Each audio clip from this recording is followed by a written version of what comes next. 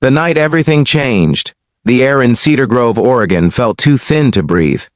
I still remember the way the hospital hallway lights flickered against the polished floors, the smell of antiseptic hanging heavy in the air, and the sound of my own heartbeat pounding louder than the distant machines behind the ICU doors.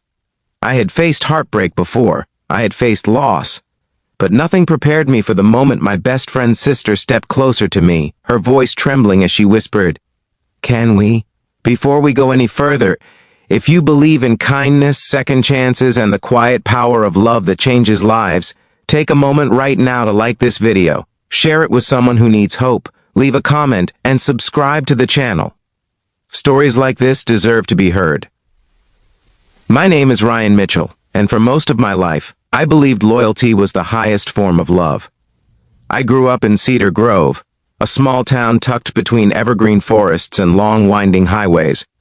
It was the kind of place where everyone knew your name, where Friday night football games meant more than politics, and where promises weren't broken.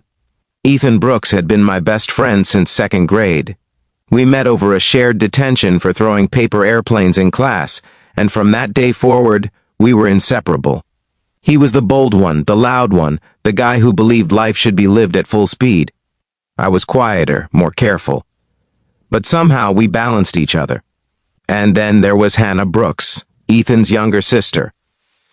Hannah had always been around, trailing behind us when we were kids, asking too many questions, trying to keep up with our bikes as we raced down Maple Street. She had messy brown hair and scraped knees and the kind of stubborn spirit that made you either admire her or shake your head. As we grew older, life began to pull us in different directions.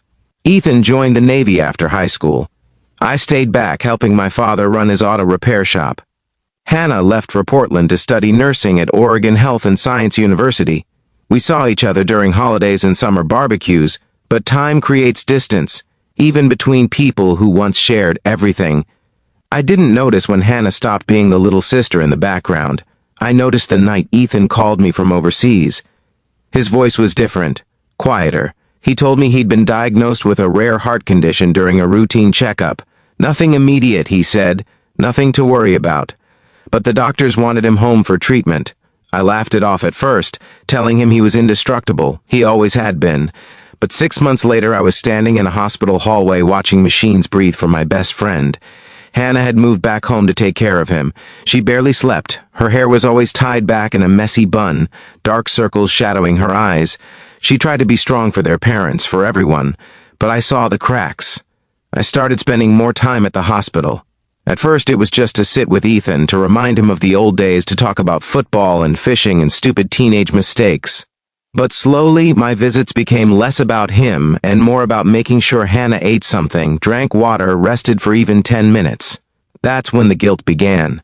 Because somewhere between late-night coffee runs and quiet conversations in the waiting room, I realized I was looking at her differently. And worse, she was looking at me the same way. The night Ethan's condition took a sudden turn, everything became chaos. Doctors rushed past us. Nurses shouted instructions. The steady beep of monitors turned into urgent alarms.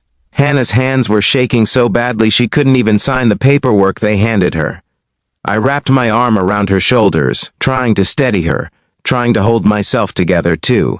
Hours later, when the doctors finally stepped out with tired faces and careful words, we knew the truth before they said it. Ethan's heart was failing faster than anyone expected. He had weeks, maybe less. That night, Hannah and I sat outside the hospital on the cold concrete steps. The sky was pitch black, the stars barely visible through the clouds. She hadn't cried yet. She just stared straight ahead, her jaw clenched. Then she turned to me. Her voice broke as she whispered, "Can we be strong enough for him?" Those were the words, not what I feared, not what my heart had imagined.